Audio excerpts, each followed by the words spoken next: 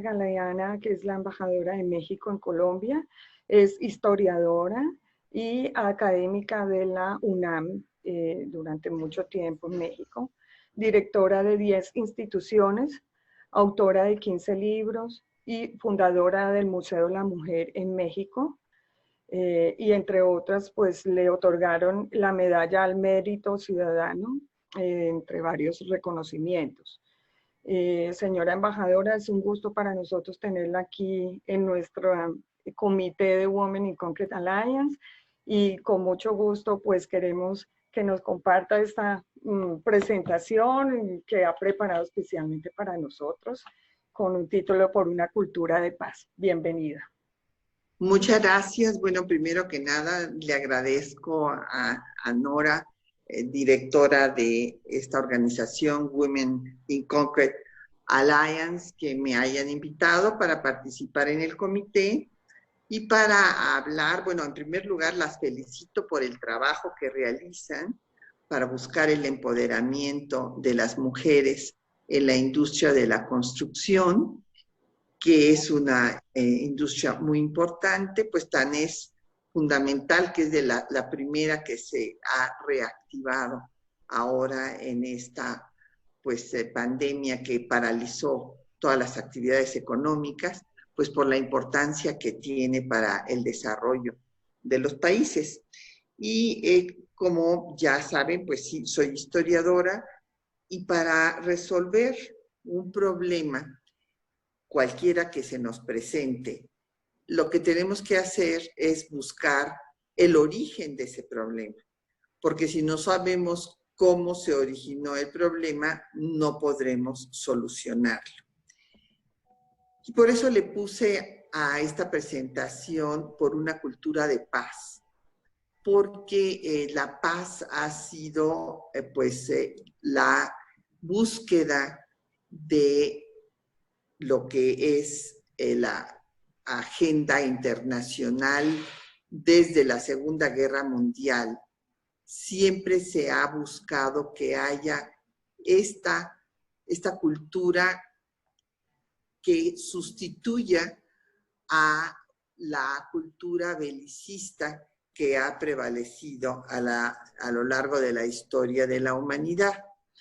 Entonces, hay que recordar en primer lugar que la paz es, desde luego, ausencia de guerra, pero también es la forma en la que se puede desarrollar un ser humano dentro de un ámbito en donde cuente con seguridad para este desarrollo en todos los aspectos.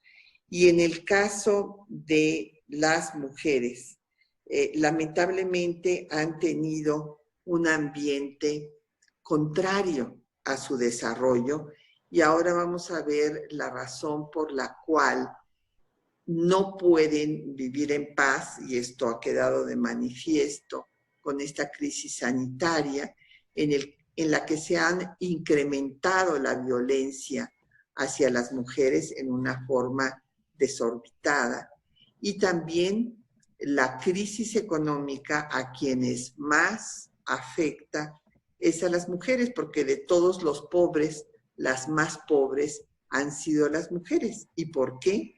Pues porque permanece esta cultura que las discrimina, que las pone en un segundo lugar.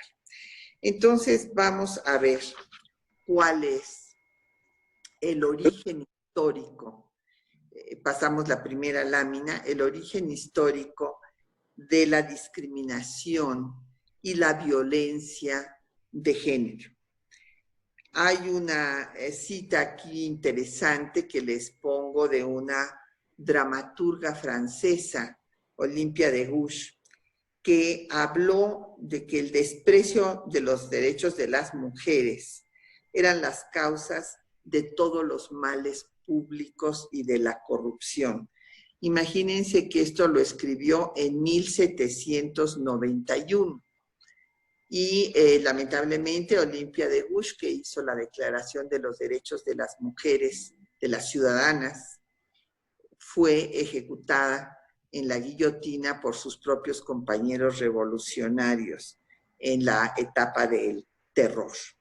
Entonces, el origen histórico de esta violencia tiene raíces pues culturales, que son filosóficas, jurídicas, religiosas y pseudocientíficas, que han justificado a lo largo de la historia una superioridad física e intelectual del hombre, una debilidad supuestamente innata de la mujer y mandatos divinos o supuestas leyes de la naturaleza. Han sido estos conceptos que van a ser sancionados tanto desde el punto de vista jurídico como desde el punto de vista religioso. Pero vamos a irnos a la prehistoria. ¿Cómo surgen las primeras sociedades sedentarias? Y en ellas se establece una supremacía, digamos, de la función reproductiva de la mujer. La mujer es la dadora de vida, igual que la madre tierra, y hay en todas las culturas del mundo diferentes mitologías que ratifican esta idea. Por ejemplo, aquí en Colombia tenemos esta leyenda chibcha de que en la laguna de Iguaqué surgió Bachué, quien era la diosa femenina, y a partir de ella se pobló la tierra. Pero después se da un paso, como ustedes saben, del matriarcado al patriarcado. Y el patriarcado, en la siguiente lámina, por favor. El patriarcado va a establecer la supremacía del hombre sobre la mujer. ¿Por qué viene este cambio? Pues este cambio del matriarcado al patriarcado viene cuando el hombre se da cuenta de que para que la mujer reproduzca la especie, pueda procrear, necesita de su semilla. Entonces, ante esta situación, el hombre se apodera del cuerpo de la mujer para garantizar su progenie. Ahí surge desde la antigüedad una serie de normas en las cuales se establece que el padre y no la madre es el jefe de la familia. Esto lo establecen en el derecho romano, ahí viene el pater familias, y también en las diferentes religiones monoteístas, en donde el Dios es masculino y la mujer ocupa un lugar secundario. Es en este escenario que se va a construir esta cultura patriarcal que va a tener estas ideas filosóficas, religiosas, normas jurídicas, en donde el hombre es el que manda y la mujer es la que obedece. Estas condiciones han prevalecido hasta el tiempo presente, porque algunas o algunos de ustedes podrían decir, bueno, si esto era en la prehistoria o en la antigüedad, pero estamos en el siglo XXI. Pues justo en el siglo XXI siguen prevaleciendo las ideas de Aristóteles. Aristóteles consideraba que el tamaño del cráneo implicaba que el cerebro, la masa cerebral era mayor y por lo tanto mayor la inteligencia. Entonces se llegó a lo que se llamaba la capitis diminutio, esto es que la mujer tenía una cabeza más pequeña, era más pequeña toda ella y por lo tanto era menos inteligente que el hombre y debería de ser gobernada por el hombre. Esta supremacía no solo intelectual, sino física, llevó a la jerarquización de los géneros. Y esta idea aristotélica prevalece hasta el siglo XXI. Y aquí les voy a dar pruebas fehacientes. El dean de Harvard, Lawrence Summers, en el 2006 declaró que las mujeres no teníamos capacidad para las matemáticas.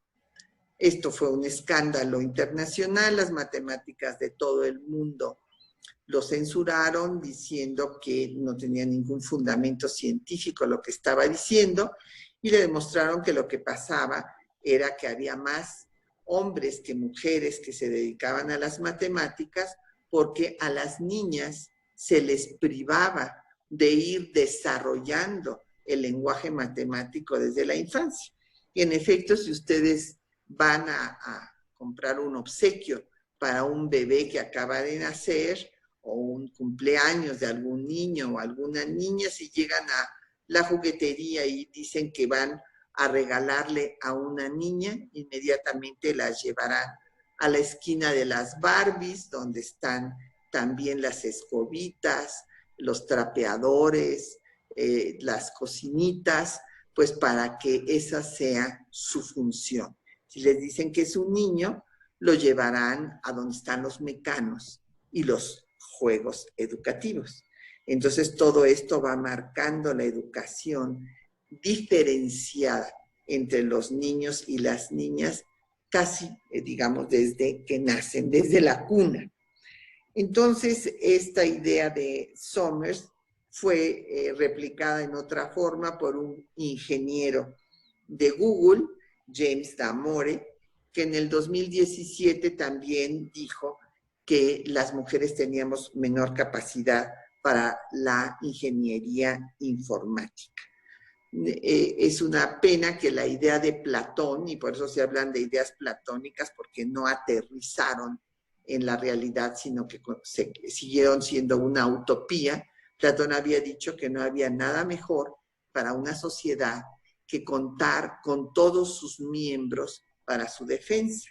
Esto es implicando, obviamente, a las mujeres, pero la idea que prevaleció fue la aristotélica y la otra fue la platónica, que quedó, como acabo de decirles, en esta situación. Después viene pues el tema de la educación. Este es un tema central porque la educación es el detonador de las capacidades de todas y todos los miembros de una sociedad. Y en estas condiciones tenemos que la educación ha sido diferenciada. Así como les platicaba yo de los juguetes, bueno, pues también la educación desde sus orígenes. No voy a remontar aquí, les puedo decir desde las culturas prehispánicas, en la etapa colonial, pero vamos a ver ya nada más lo acontecido en el siglo de la construcción de nuestros estados nacionales y veremos que la educación religiosa o el marianismo fue la que imperó para todas las mujeres de nuestra región latinoamericana y se va abriendo una educación científica, una educación en donde ya las mujeres puedan tener conocimientos de matemáticas, de historia, de geografía, hasta que se dan reformas sustantivas en la materia. En México, por ejemplo, en 1867, que es cuando triunfan los liberales, se establece la educación primaria como gratuita, obligatoria y laica. Y se van a crear escuelas secundarias para señoritas y la directora de la primera de ellas dice que esto es una verdadera revolución cultural y si lo era, esto fue en México en 1869. En Colombia se estableció pues la reforma educativa para una libertad de enseñanza hasta 1903, y veamos cuál es la situación en la actualidad. Pues el alfabetismo es parecido en los dos países.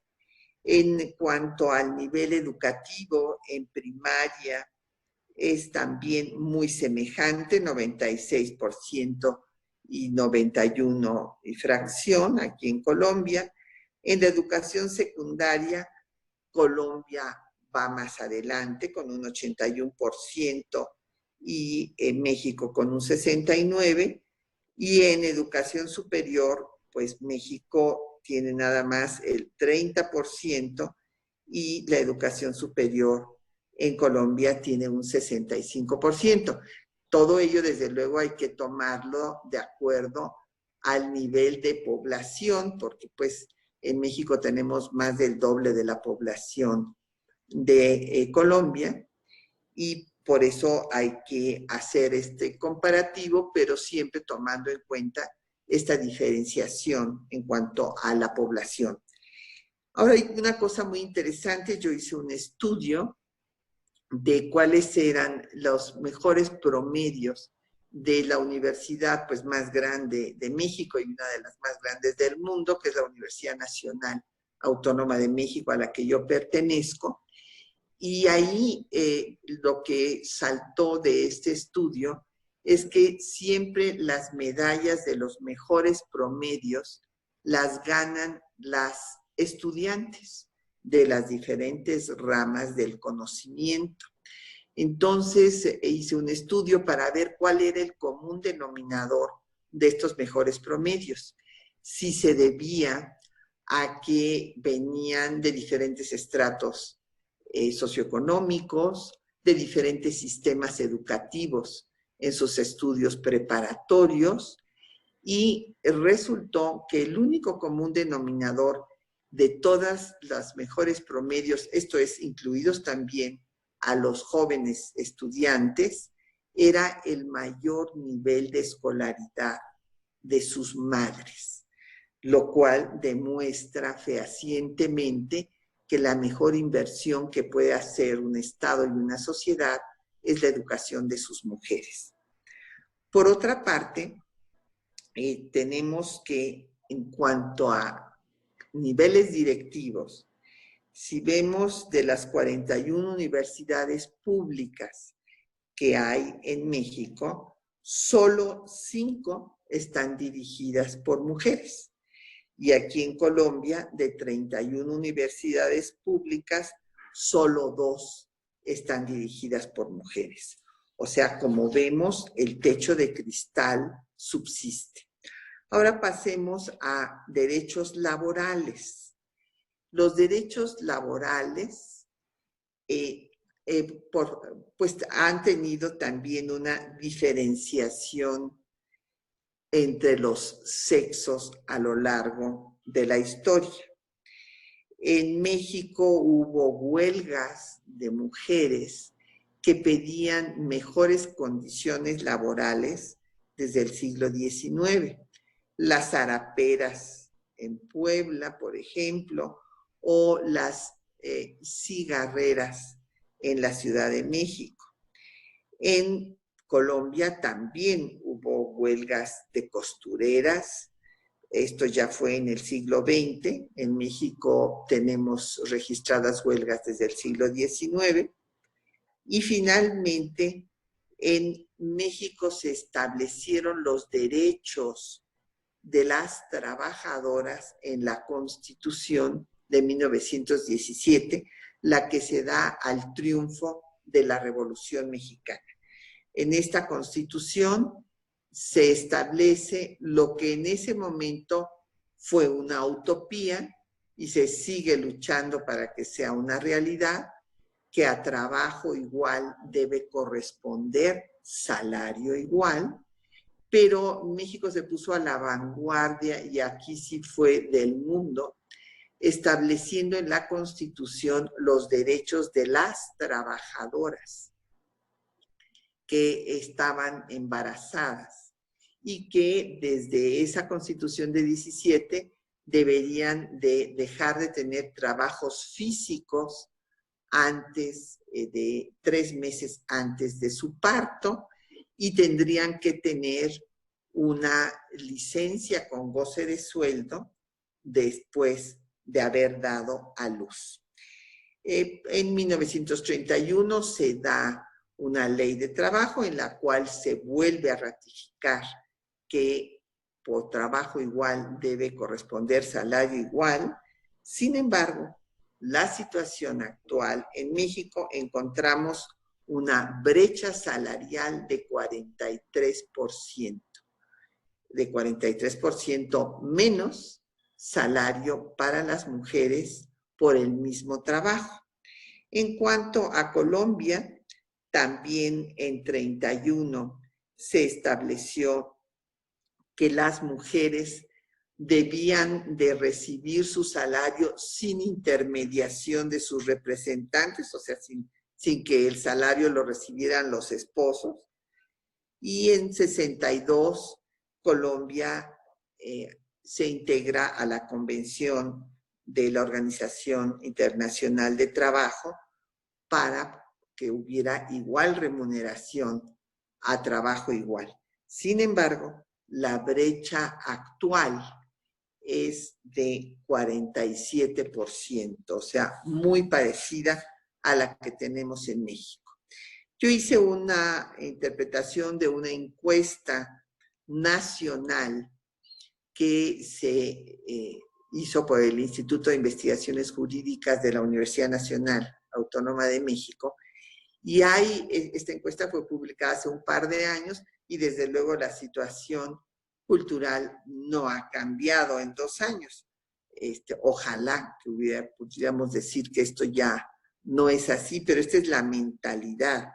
O sea, de todas las personas encuestadas de todas las regiones del país y de diferentes estratos sociales, encontramos que todavía las mujeres siguen dándole a sus esposos su propio salario para que ellos lo administren. Y entonces le dan a la mujer únicamente para el gasto cotidiano, para la comida. Pero si se trata de hacer una inversión, comprar un televisor o dar el enganche para un departamento, una casa habitación, todo esto lo sigue decidiendo el hombre, aun cuando en muchas ocasiones el hombre está desempleado y la mujer es la que está trabajando. Todavía encontramos que hay mujeres que le piden permiso a su esposo para trabajar, para salir de su casa, inclusive más si van a salir de noche. Y en cuanto a la participación en el mercado laboral, aquí vemos que estas decisiones por muchos hombres y también mujeres siguen pensando que las debe de tomar el hombre. Y lo que es de llamar la atención es que 27% de los hombres encuestados y 15% de las mujeres consideran que por salud matrimonial es mejor que el hombre gane más. Porque claro, como el hombre ha sido educado para mandar, cuando la mujer lo supera, pues viene la ruptura de la pareja. Entonces, esta situación nos habla de la falta de empoderamiento todavía de las mujeres. Y siguen pensando que los hombres pues deben de ganar más las propias mujeres. Ahora vamos a ver la toma de decisiones. La participación en la toma de decisiones pues ha ido teniendo diferentes, en muchos casos ustedes verán en este cuadro comparativo entre México y Colombia que hay fechas similares, en otras hay cierta disparidad, pero el reconocimiento de los derechos políticos de las mujeres en México se dio primero de manera limitada en 1947, cuando se les permitió votar en las votaciones municipales y también ser votadas, pero no así en las federales. México es un régimen federal. Y en Colombia, pues en 1947 se les otorga apenas el título de ciudadanas, pero sin serlo. O sea, es nada más el nombre. Antes de estas reformas, tanto en México como en Colombia, pues ¿qué cosa eran las mujeres? Pues las mujeres eran mexicanas, se les estaba dando la nacionalidad, igual que a los niños, pero no tenían ningún derecho político ni derecho de participar en nada de la toma de decisiones. Entonces, como ustedes ven, es tardado el proceso para otorgar la ciudadanía en Colombia. En México también, porque México fue de los últimos 6 países junto con Colombia de la región latinoamericana en otorgar los derechos políticos a las mujeres. En Ecuador se les otorgó desde 1929. Y en México la ciudadanía plena para votar en ya elecciones federales y ser votadas fue en 53. Después en 55 se eligieron a las primeras 4 diputadas federales y hasta 1974 se hizo una reforma al artículo 4 para establecer la igualdad jurídica de hombres y mujeres.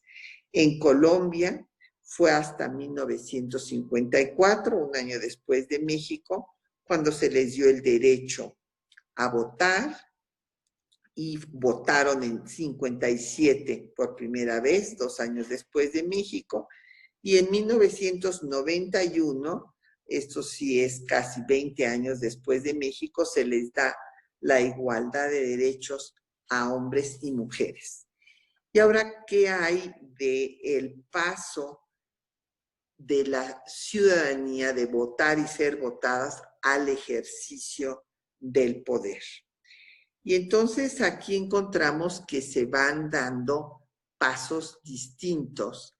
Y es interesante ver que si bien en México hay un marco jurídico que se dio antes, hay que reconocer el avance de las mujeres colombianas a pesar de no contar en muchos casos con este marco jurídico.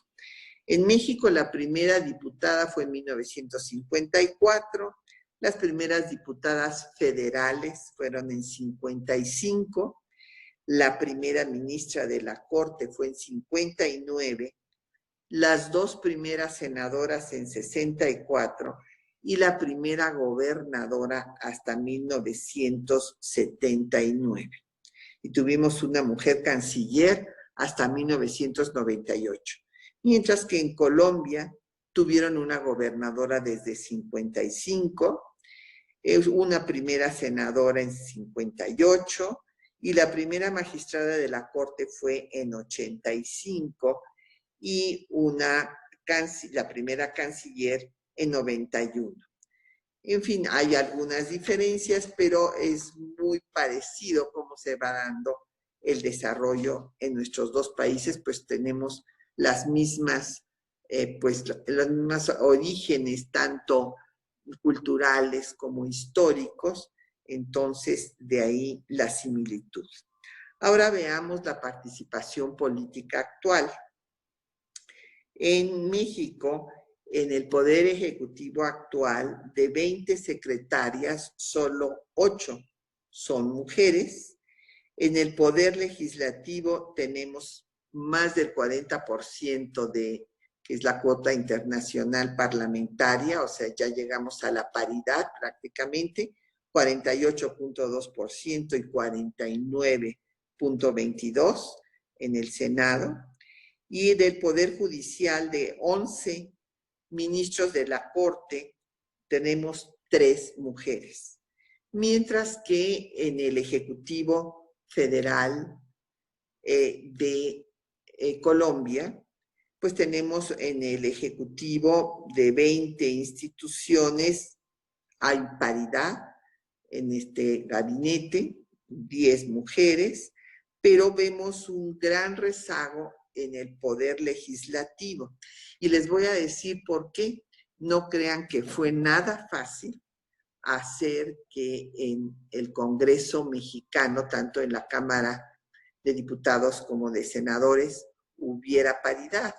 Fue una larga lucha que empezó desde los 90s, estableciendo primero cuotas de género 30-70, luego 40-60, hasta llegar a la paridad, que fue obligada y con sanciones económicas a los partidos, que no fue aprobada por unanimidad, sino por mayoría. Entonces, sin este sistema de cuotas, no se hubiera llegado a esta paridad. En el Poder Judicial, aquí en Colombia, de 25 magistrados, pues el 13% son mujeres. Ahora, si nos vamos al nivel estatal, en México, de 32 entidades federativas, pues resulta que solo tenemos 2 gobernadoras y 30 gobernadores. Aquí en los departamentos en Colombia, pues 6 están gobernados por mujeres. Pero en México, si nos vamos a los municipios, que es donde se puede palpar realmente la situación real de la evolución de las sociedades, encontramos que de 2.465 municipios que hay en México, solo el 22% están gobernados por mujeres. No pudimos encontrar información en línea, y ahorita pues no hay forma de ir a bibliotecas o hemerotecas para ver cuál es la situación en los municipios aquí en Colombia. Ahora veamos el panorama internacional. Pues resulta que de 193 países que hay en el mundo, solamente 21 tienen a mujeres en las posiciones de gobierno de primer nivel. Y es importante destacar, porque esto pues han sido artículos que han sido comentados por todo el mundo, que frente a los problemas del COVID ha habido un reconocimiento a 7 mujeres por haber logrado los mejores resultados respecto al COVID. La canciller de Alemania, también en Dinamarca, en Finlandia, en Islandia, en Noruega, en Taiwán y Nueva Zelanda, pues son estas jefas de gobierno o de Estado que han tenido el reconocimiento internacional por su desempeño en el poder. Y ahora pasemos a otro tema que es candente con motivo del COVID, que es la violencia. Esta violencia subsiste y ha llegado a grados verdaderamente alarmantes. Ahí tienen ustedes las cifras, pues Asia lleva la prioridad y África con 2 feminicidios, porque ahí se siguen haciendo crímenes de honor y esto lleva a que tengan un nivel altísimo de feminicidios. Pero en América Latina es también, después de estos continentes, en la región donde hay más feminicidios. Este término de feminicidio se acuñó y se estableció en la legislación mexicana porque no es un homicidio cualquiera, o sea, si a una mujer le quieren robar su cartera en la calle y le dan un balazo, evidentemente esto no es un feminicidio. Entonces, el término implica esta violencia de género y la mayor parte de los perpetradores de estos crímenes son las propias parejas de las mujeres. Todavía tenemos un rezago en que hay 14 países que no están dándole los agravantes que se debe al crimen perpetrado por un familiar hacia la mujer, que no es, repito, equiparable al crimen que puede darse en una calle por un delincuente para robarle la cartera. Otro de los temas que están en nuestro tiempo presente, siendo motivo de discusión fundamental, es, además del derecho de la vida que tienen todas las mujeres a una vida libre de violencia, pues tenemos el aumento que hubo por el confinamiento. Entonces, si bien teníamos ya un altísimo índice de feminicidio, en México se fueron dando pasos en este sentido desde que en los 90s aparecieron una serie de mujeres, de cadáveres de mujeres desmembradas en los desiertos de Ciudad Juárez, en la frontera con Estados Unidos. Entonces, desde ahí se van dando una serie de pasos que también van de acuerdo con las recomendaciones de organizaciones internacionales como Naciones Unidas, que desde 1993 hace un llamado a parar la violencia contra las mujeres, y el sistema interamericano de la OEA hace la convención Belém do Pará en 1994. De todas maneras, pues esto es el inicio del combate de un problema estructural, un problema verdaderamente patológico que existe en la sociedad hasta nuestro tiempo presente. ¿Y qué es lo que se va haciendo en México? Pues primero se tipifica como delito la violencia al interior de la familia, porque antes había esta consigna de que la ropa sucia se lava en casa. Entonces, bueno, pues los homicidios a mujeres o inclusive a niños golpeados por su padre, pues esto no era algo que llamara la atención.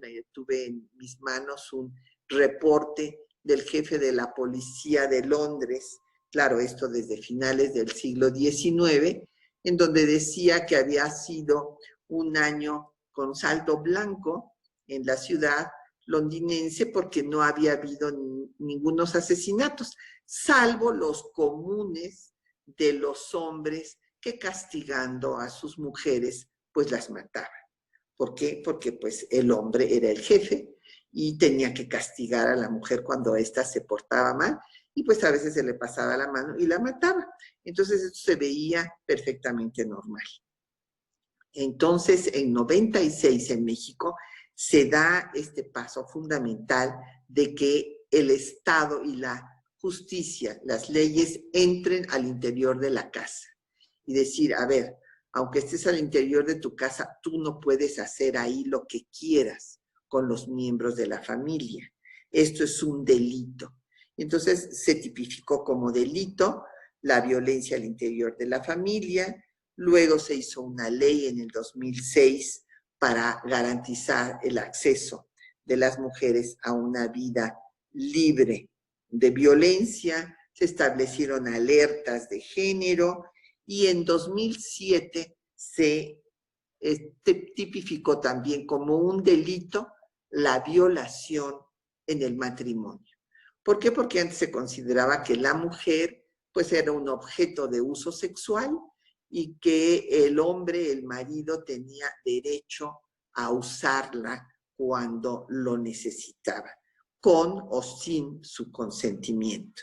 Entonces, esto se tipifica ya como delito, una violación dentro del matrimonio en el 2007, y se tipifican los feminicidios. Sin embargo, siguen así habiendo 2.500 anuales en México, según el Observatorio del Feminicidio de la Cámara de Diputados.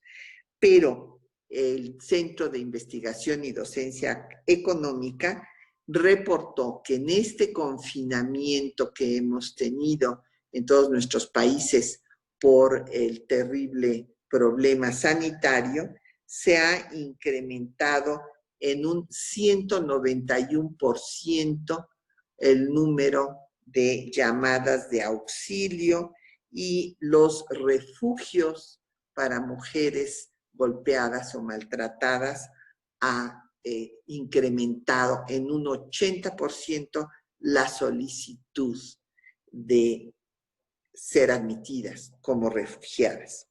Aquí en Colombia, bueno, pues también se penaliza desde el 2008 la violencia en todas sus formas. En el 2015 se tipifica también al feminicidio y en el 2016 pues se hace una ley específica contra los ataques de ácido, subiéndose la pena máxima de 10 a 50 años. Los feminicidios pues también fueron de un promedio de 1.724, según los datos que se dan en el Congreso de la República, y las llamadas púrpura aumentaron un 175% en este confinamiento. Otro tema de debate actual son los derechos sexuales y reproductivos de las mujeres. En México hemos tenido una larga lucha al respecto. En 1922, como producto de la revolución en algún estado, se autorizó la interrupción del embarazo por razones socioeconómicas.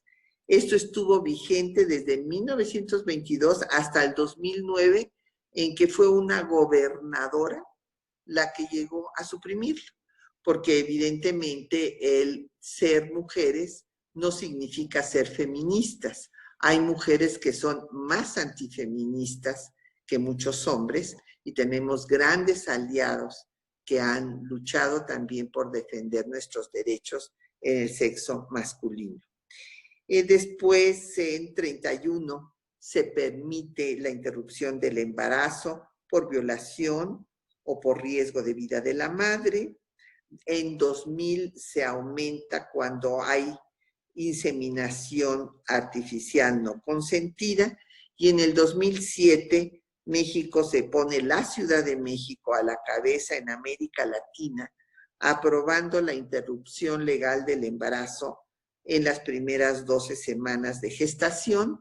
La Suprema Corte de Justicia de la Nación en 2008 declara la constitucionalidad de esta ley, pero hay una campaña fundamentalmente encabezada por la Iglesia hegemónica, que es la católica en México y en toda América Latina, para que se establezca en las constituciones locales los principios religiosos de garantizar la vida desde la concepción.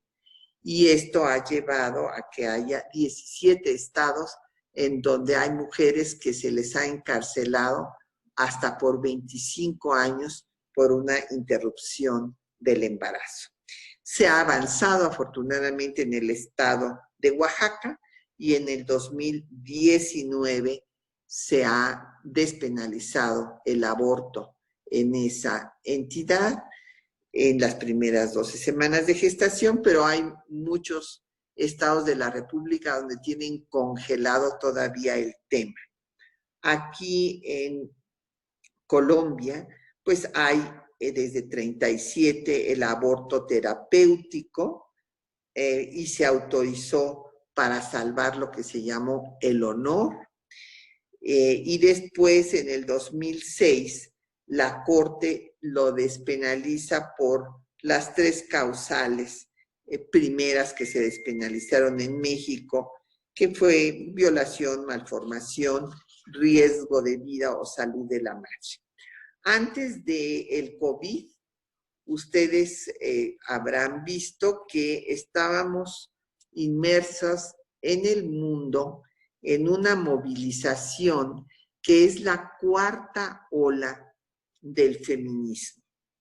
Este es un movimiento social que ha tenido repercusión en diversas partes del mundo y que clama porque se acaben los feminicidios, la violencia machista, el respeto a los derechos sexuales y reproductivos.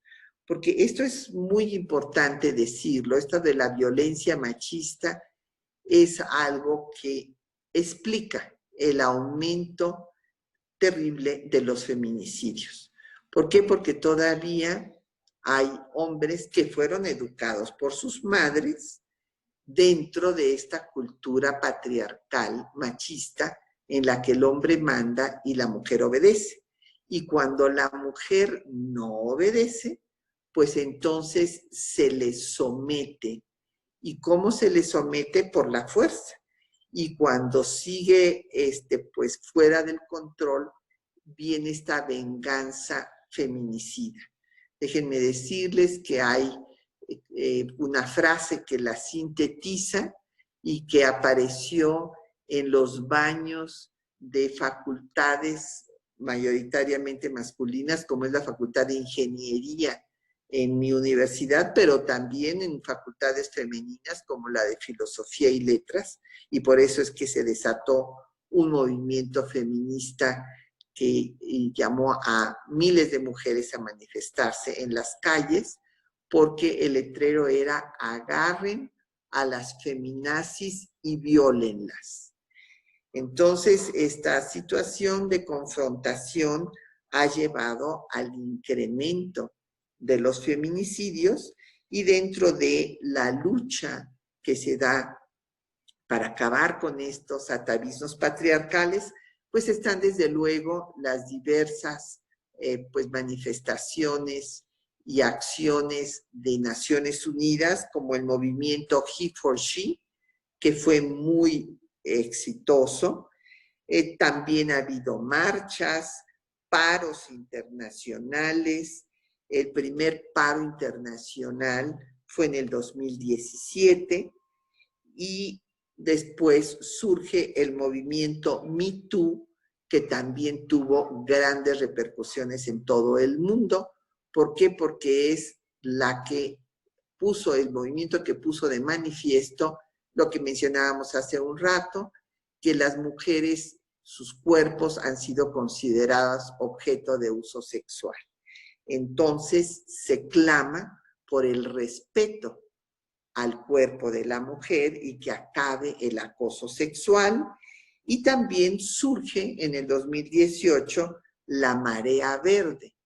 Y aquí en Sudamérica justamente es donde viene este movimiento de la Marea Verde por los derechos sexuales y reproductivos de las mujeres en Argentina, y el performance de las tesis Un violador en tu camino, que surge en Chile. Es muy importante decir que estos movimientos, uno que surge en Argentina y otro en Chile, han sido reproducidos en todas partes del mundo. O sea, aquí en la Plaza Bolívar hubo manifestaciones, en la Plaza de la Constitución en México, en diversas ciudades mexicanas, pero también en París o también en Nueva Delhi, en la India. Entonces, es una situación que se quedó en suspenso con el COVID, pero que evidentemente no se ha resuelto, sino que al contrario, el problema se incrementó ahora con el confinamiento, con el altísimo grado de feminicidios y de violencia hacia las mujeres, que además han llevado la peor parte en toda esta situación, porque son las que han tenido que seguir haciendo los trabajos de domésticos, los trabajos de el home office y también el trabajo de cuidados.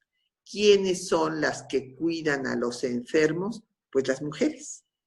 Las mujeres son la mayoría de las enfermeras que han estado luchando en contra del COVID, y esta economía de los cuidados es uno de los temas que se tienen que abordar ahora que pase la crisis sanitaria. Para finalizar, quisiera yo pues tener estas reflexiones finales. Necesitamos que haya diversas acciones para acabar con los atavismos patriarcales. Por una parte, se han firmado muchos tratados internacionales por nuestros países, los han ratificado, pero después resulta que estos tratados no aterrizan, no se conocen ni por las autoridades ni por la ciudadanía, entonces no se cumplen. Por lo tanto, hay que esforzarnos en que estos tratados sean una realidad. Por otra parte, se necesitan políticas públicas afirmativas por parte del Estado para lograr superar estas culturas, estos atavismos patriarcales, esta cultura patriarcal discriminatoria y que lleva a la violencia hacia las mujeres. Y un punto fundamental, la educación, incorporar el tema de derechos humanos, el respeto a la persona independientemente de su sexo, preferencia sexual, origen étnico, ideología, religión o no religión, posición política, respeto al ser humano. Y esto es algo que se tiene que inculcar en la escuela formal e informal. O sea, desde preescolar hasta posgrado y a través de todos los medios masivos de comunicación.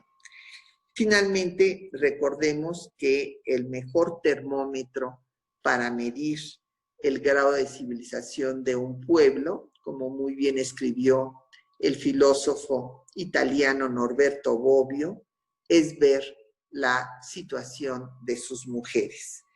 No puede haber paz en el mundo si no hay paz entre las personas, si no hay paz entre las parejas. Muchas gracias por su atención y estoy a su disposición para las preguntas que quieran formular o los comentarios. Muchas gracias, señora embajadora. Qué interesante